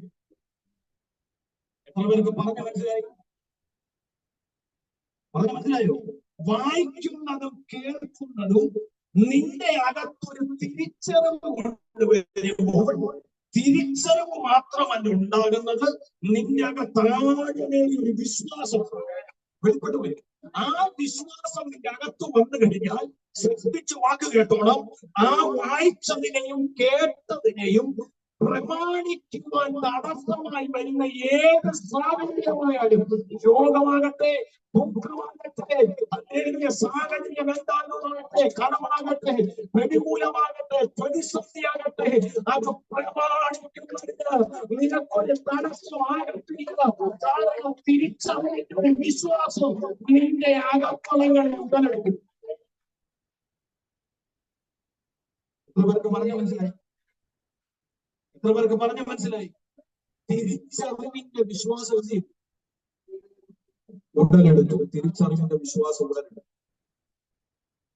ഇതാണ് ആദ്യം ചെയ്യേണ്ടത്. ബൈബിൾ വായിക്കണം, കേൾക്കണം, തിരിച്ചറിവുണ്ടാവും. തിരിച്ചറിവിലൂടെ ഒരു വിശ്വാസം ഉടലെടുക്കും. വിശ്വാസം ഉടലെടുക്കുമ്പോഴാണ് അതിനെ പ്രമാണിക്കാൻ കഴിയാവും. മനസ്സിലായോ? ഞാൻ പറഞ്ഞ മനസ്സിലായോ? ഈ പ്രമാണിക്കുക എന്ന് പറഞ്ഞ എന്താ? അതുകൂടെ പറഞ്ഞെന്താ? പ്രമാണിക്കുക എന്ന് പറഞ്ഞ എന്താ അർത്ഥം? നിങ്ങൾ ഇനി പറഞ്ഞ് അങ്ങ് പോകണ്ട, അനുസരിക്കുക. സിമ്പിളായിട്ട്, വളരെ സിമ്പിളായിട്ട് പറഞ്ഞ അനുസരിക്കുക. വളരെ സിമ്പിളായിട്ട് പറഞ്ഞ അനുസരിക്കുക. അപ്പോ ഒന്ന് ശൗവേലിന്റെ പുസ്തകം 15-ാം അധ്യായം പഠിക്കുമ്പോൾ 22-ാം വാക്യത്തിൽ മേലോട്ടൊക്കെ നിങ്ങൾ പിന്നെ നോക്കിയാൽ അറിയാവുന്ന കാര്യം. ശൗല് 4 കാരണം പറഞ്ഞിട്ടുണ്ട്. 4 കാരണം. ഒന്ന്, എന്നോട് അവൻ പറഞ്ഞ കൽപ്പന ഞാൻ കേട്ടു. എന്നോട് ദൈവം പറഞ്ഞ കൽപ്പന ഞാൻ എന്ത് ചെയ്തു? 2, എന്നോട് പോകാൻ പറഞ്ഞ വഴിയെ ഞാൻ എന്ത് ചെയ്തു? പോയി. 3, അമാലേക്യ രാജാവായ ആഗാഗിനെ ഞാൻ എന്ത് ചെയ്തു? ജീവനോടെ കൊന്നുകളഞ്ഞു. 4, അമാലേക്യരെ ഞാൻ അശേഷം നിർമൂലമാണ്. ഈ 4 കാര്യങ്ങളെ ശൗല് പറയും. 4 കാര്യം. 1, 2 കാര്യങ്ങൾ ശരിയാണ്. ദൈവം പറഞ്ഞത് കേട്ടു. ഞാൻ പറയുന്നതെല്ലാം കേട്ടോണ്ടിരിക്കുകയല്ലേ? ശ്രദ്ധിച്ച് കേട്ടോ. ദൈവം പറഞ്ഞത് എന്ത് ചെയ്തു? കേട്ടു. ദൈവം പറഞ്ഞത് കേട്ടു. ശ്രദ്ധിക്കണം. ദൈവം പറഞ്ഞത് കേട്ടു. ദൈവം പോകാൻ പറഞ്ഞ വഴിയെ പോയി. അതുവരെ കറക്കണം. അടുത്ത സ്റ്റെപ്പാണ് പ്രമാണിക്കേണ്ട സമയം. മനസ്സിലായോ? അനുസരിക്കേണ്ട ടൈം അടുത്തത്. കേട്ടു, പോയി. ഇനി ചെയ്യേണ്ടത് വരുമ്പോഴാണ് പ്രമാണിക്കുക. പക്ഷേ ചെയ്യേണ്ട സമയം വന്നപ്പോൾ എന്ത് സംഭവിച്ചു? ശൗല് പരാജയപ്പെട്ടു. പ്രമാണിച്ചില്ല.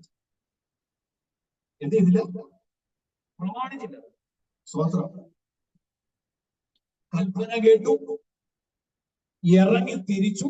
പക്ഷെ പ്രമാണിക്കുന്നതിൽ അവൻ തെറ്റി.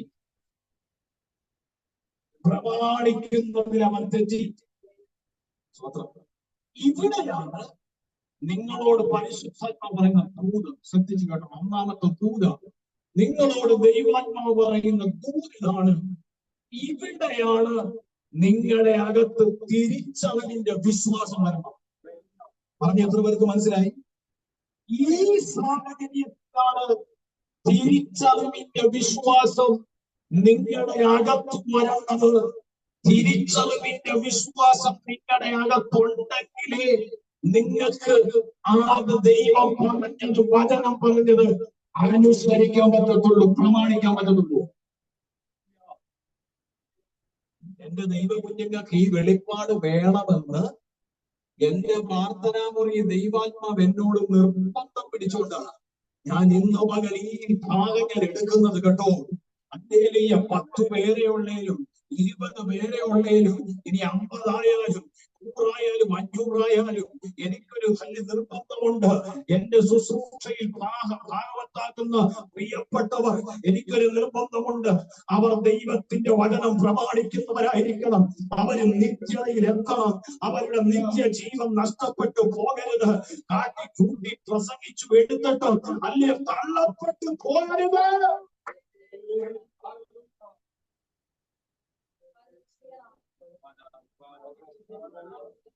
ചിലർക്ക് തോന്നാം 6 ദിവസം തീയായിരുന്നു.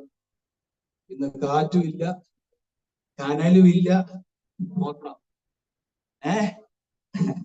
ഞാൻ അതിനാ ദൈവാസന്മാരെ വിളിച്ചേ, അവര് തീയെല്ലാം അവരിറക്കിയിട്ട് പോട്ടെ, എന്നിട്ട് വേണം എനിക്ക് ശാന്തമായി പ്രസംഗിക്കാൻ. ശ്രദ്ധിച്ചു കേട്ടെ, ശ്രദ്ധിച്ചു കേട്ടെ, ശ്രദ്ധിച്ചു കേട്ടെ കുഞ്ഞുങ്ങളെ. വചനത്തിന്റെ വെളിപ്പാടി വേണം ഈ ദിവസങ്ങളിൽ സഞ്ചരിക്കാൻ. കാലം കെട്ട കാലത്ത് നമ്മൾ ജീവിക്കുന്ന വചനത്തിന്റെ വെളിപ്പാടി വേണം സഞ്ചരിക്കുന്നത്. സ്വതന്ത്രം സ്വതന്ത്രം സ്വതന്ത്രം. ആത്മാവിനോട് ശക്തമായി ഇടപെടുന്നു. കേൾക്കാൻ പ്രശ്നമില്ല, വായിക്കാൻ പ്രശ്നമില്ല. സൗല് കേട്ടു, സൗല് ഇറങ്ങി തിരിച്ചു, പ്രശ്നമില്ല. എന്നാൽ അത് പ്രവർത്തിക്കേണ്ട സമയം അവനത് പ്രമാണിക്കാൻ കഴിഞ്ഞില്ല. എന്നോട് അവനെ തെറ്റിച്ചു കളയാൻ പിശാച് നോക്കുന്നത്, അവളെ തകർത്തുകളയാൻ പിശാച് ശ്രമിക്കുന്നത്, അവനെ പിശാച് നോക്കാതിരിക്കുന്ന ചില വ്യക്തികളിലേക്ക് ഈ വചനത്തിന്റെ വെളിപ്പെടുത്തലിനെ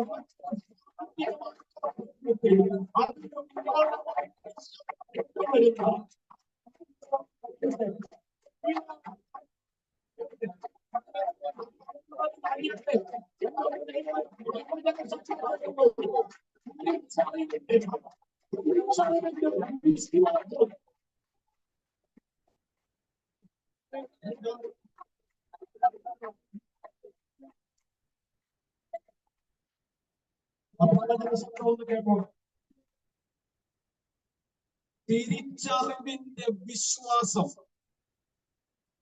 ഇന്ന് ചിലരുടെ അകത്ത് വെളിപ്പെടാൻ പോകുന്നു. അത് ദൈവാത്മാവ് എനിക്ക് തരുന്നൊരു പ്രവചന ശബ്ദം. പ്രാർത്ഥിച്ച് പ്രാർത്ഥിച്ച് ശക്തമായി എല്ലാവരും കേട്ടെന്ന് ഞാൻ വിശ്വസിക്കുന്നു. ചാരത്തും ദൂരത്തും ഇരിക്കുന്ന എല്ലാവരും കേട്ടെന്ന് ഞാൻ വിശ്വസിക്കുന്നു. ഇനി ശ്രദ്ധിച്ച് കേൾക്കണേ. കേൾക്കുന്നുണ്ട്, വായിക്കുന്നുണ്ട്. പ്രമാണിക്കുന്ന സമയമാകുമ്പോൾ ആ തിരിച്ചറിവ് നഷ്ടപ്പെടുന്നു. പ്രമാണിക്കുന്ന സമയമാകുമ്പോൾ ആ തിരിച്ചറിവ് എന്ത് ചെയ്യുന്നു? നഷ്ടപ്പെടുന്നു. പ്രമാണിക്കേണ്ട സമയത്ത് ആ തിരിച്ചറിവ്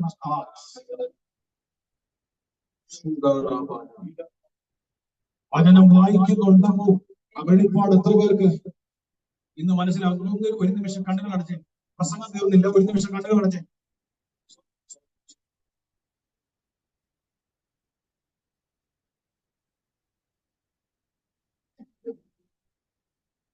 എല്ലാ കണ്ണുകളും അടച്ചേ. ഒരാഴമേറിയ വെളിപ്പാട്, ഒരാഴമേറിയ വെളിപ്പാട്, ഒരാഴമേറിയ വെളിപ്പാട്. ഇന്നൊറ്റ വിഷയമേ വെളിപ്പെടുത്തുന്നുള്ളൂ. ഇത് മാത്രം പ്രാർത്ഥിച്ചേ. ഇന്ന് ദൈവം തൊടുക, ദൈവം തൊടുക, ദൈവം തൊടുക. എന്നോട് കർത്താവ് പറയുന്നു, വായിക്കുന്നുണ്ട്, കേൾക്കുന്നുമുണ്ട്. പ്രസംഗത്തിനും കുറവില്ല, വായനയ്ക്കും കുറവില്ല, കേൾവിക്കും കുറവില്ല. പക്ഷേ അത് പ്രാബല്യത്തിൽ കൊണ്ടുവരുന്ന സമയത്ത്, അത് പ്രാബല്യത്തിൽ കൊണ്ടുവരുന്ന സമയത്ത്, അത് പ്രാബല്യത്തിൽ കൊണ്ടുവരുന്ന സമയത്ത്, അത് പ്രാബല്യത്തിൽ കൊണ്ടുവരേണ്ട സമയത്ത്, യെസ്, അത് പ്രാബല്യത്തിൽ കൊണ്ടുവരേണ്ട സമയത്ത്, പ്രാബല്യത്തിൽ കൊണ്ടുവരേണ്ട സമയത്ത് പ്രാർത്ഥിച്ചുകൊണ്ടിരുന്നേ. ആത്മാവിൽ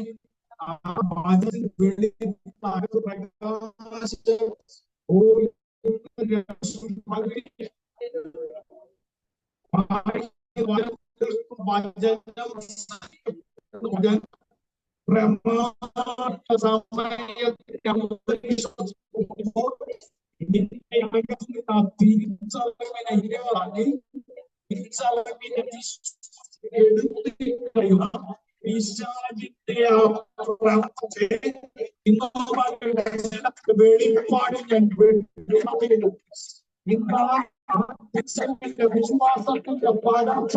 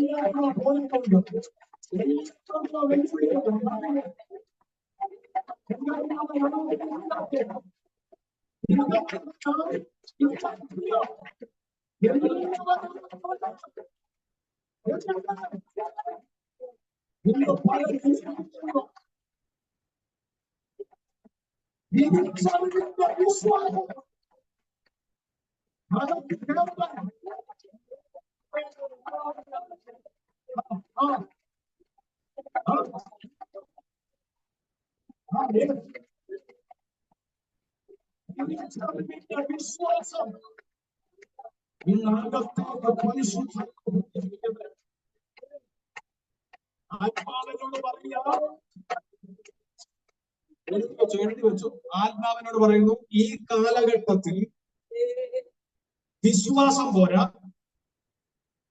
ഹലോ, ഈ കാലഘട്ടത്തിൽ വിശ്വാസം പോരാ, ദൈവവചന പ്രവചനത്തിന്റെ തിരിച്ചറിവിന്റെ വിശ്വാസം വേണമെന്ന് പരിശുദ്ധാത്മാവ് ഇടപെടുന്നു.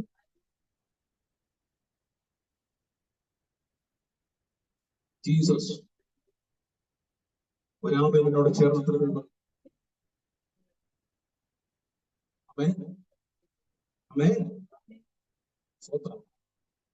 തിരിച്ചറിവിന്റെ വിശ്വാസത്തിലേക്ക് എന്റെ പ്രിയപ്പെട്ട ദൈവകുഞ്ഞുങ്ങളെ പരിശുദ്ധാത്മാവ് കയറ്റുന്നു.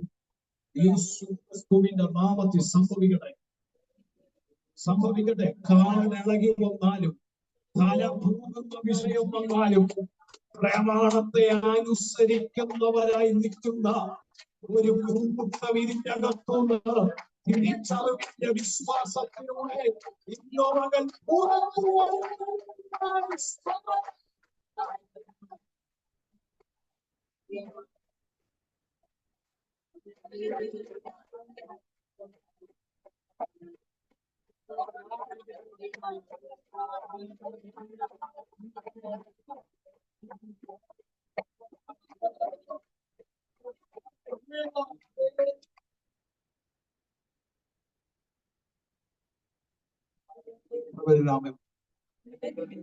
എത്ര പേർക്ക് ആഗ്രഹമുണ്ട്? എനിക്ക് വചനം വായിച്ചാ പോരാ, കേട്ടാ പോരാ, പ്രസംഗിച്ചാ പോരാ, എനിക്കത് പ്രമാണിക്കണം. എന്തിനാ? വചനമാണ് നിത്യജീവൻ എന്ന ഭാഗ്യാവസ്ഥ എനിക്ക് പ്രദാനം ചെയ്തിരിക്കുന്നത്. ഒരാമേൻ എത്ര പേര് പറയും? ഒരു കാര്യം കൂടെ പറഞ്ഞിട്ട് പ്രാർത്ഥിക്കും. ശൗലേ, നീ അനുസരിക്കേണ്ട സമയത്ത് അത് ചെയ്യാതിരുന്നു പരിണിത ഫലം നിന്റെ രാജകീയ അഭിഷേകം നഷ്ടപ്പെട്ടു. പുതിയ നിയമസഭയോട് ഞാൻ പറയാം, അഭിഷേകം ചിലപ്പോൾ പോകുന്നില്ല. നീ ചൂടാപാടെ പറഞ്ഞോണ്ട് തന്നെ ഇരിക്കും. മനസ്സിലായോ? ചൂടാപാട അന്യഭാഷയൊക്കെ നീ പറഞ്ഞോണ്ടിരിക്കും, പോത്തൊന്നുമില്ല. അഭിഷേകം പക്ഷേ കുഞ്ഞെ, അഭിഷേകം പോകുന്നില്ല. നീ ഇത് പ്രമാണിക്കുന്നത് കൊണ്ട് അഭിഷേകം. ഒരു ചെറുക്കൻ്റെ അടുത്ത് നിന്നാൽ ഒരു പാസ്റ്റർ പോയി തലയും കൈ വെച്ചിട്ട് പറഞ്ഞു, കൂടാരാണ് അഭിഷേകം പറഞ്ഞത്. കൂടാരാണ്. അവൻ വിചാരിച്ച കൂടെ ആരാ പറഞ്ഞത്? അവൻ പറഞ്ഞ ശീബാമാവൻ. അപ്പൊ ഈ കൂടാരാണ് ശീബാമാവന്റെ നാവിതാണ്. വചനം പ്രമാണിച്ചില്ലെങ്കിൽ നാവിരുന്ന് കാണും. പക്ഷെ ഞാൻ ഒരു കാര്യം പറയാം, ഇത് നാവി കണ്ടാലും നിത്യജീവൻ നഷ്ടപ്പെടും. എന്തോ നഷ്ടപ്പെടും? എന്തോ നഷ്ടപ്പെടും? നിത്യജീവൻ നഷ്ടപ്പെടും. മനസ്സിലായോ? അന്യഭാഷയും പ്രവചനവും ദൂതുപറച്ചിലും എല്ലാം കാണും. പുതിയ നിയമസഭയ്ക്ക് ഒരു ഗുണമുണ്ട്, കർത്താവ് ഒന്ന് പകർന്നാൽ ഹല്ലേലൂയ, പിന്നെ അവനെ തിരിച്ചെടുക്കുന്നു. ശൗലന്റെ രാജകീയ അഭിഷേകം നഷ്ടപ്പെട്ടു. പക്ഷേ പുതിയ നിയമസഭ പേടിക്കണം, അഭിഷേകം നഷ്ടപ്പെടുന്ന വരത്തില്ല. ചിലപ്പോൾ പ്രമാണിച്ചില്ല, അഭിഷേകം നഷ്ടപ്പെടുന്ന വരത്തില്ല. പക്ഷെ എന്നാ പോകും? നിത്യജീവനിൽ നിന്റെ സ്ഥാനം പോകും. അഭാഗ്യാവസ്ഥയിൽ നിന്നും നിന്റെ പേരിനെ ദൈവം വേണ്ടു. ജീവപുസ്തകത്തിൽ പേരെഴുതി കാണാത്ത ഏവരെയും, അതെത്ര കടിച്ചാൽ പൊട്ടാത്ത അന്യഭാഷ പറഞ്ഞാലും, ജീവപുസ്തകത്തിൽ പേരെഴുതി കാണാത്ത ഏവരെയും കാത്തിരിക്കുമ്പോൾ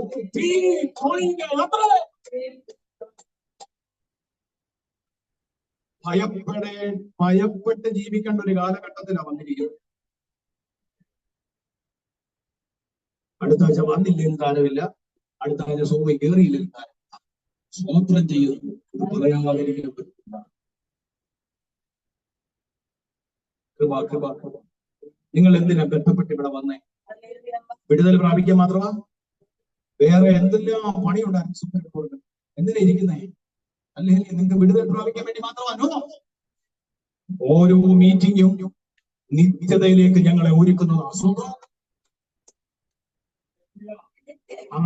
അത് വേണം, അതകത്ത് വേണം. അതകത്തുണ്ടെങ്കിലേ പ്രാർത്ഥിച്ചപ്പോ ചിലപ്പോ ഒരു മറുപടി കിട്ടിയില്ലെങ്കിലും അവര് നിരാശപ്പെടത്തില്ല. കാരണം അവരെ മറുപടിയെക്കാട്ടിലും അവർ കൊതിക്കുന്നത് നിത്യജീവനിലെ കഴിക്കാനുള്ള ഒരവസരം. അതുകൊണ്ട് ഒന്നാമത്തെ ഭാഗ്യാവസ്ഥ പറഞ്ഞ് ഞാൻ അങ്ങ് കർത്താവ് അനുവദിച്ചാൽ, വരവ് താമസിച്ചാൽ ആയുസോളുണ്ട് അടുത്ത ആഴ്ച പറയാം. ശ്രദ്ധിച്ച ഒന്നാമത്തെ ഭാഗ്യാവസ്ഥ, വായിക്കുന്നവൻ കേൾക്കുന്നവൻ എഴുതിയിരിക്കുന്നത് പ്രമാണിക്കുന്നു, അവനാണ് ഈ ഭാഗ്യാവസ്ഥയിൽ നിൽക്കുന്നത്. അവനൊരു അവകാശമുണ്ട്, നിത്യജീവൻ എന്ന അവകാശം. നമ്മുടെ കണ്ണുകളെ ഒന്ന്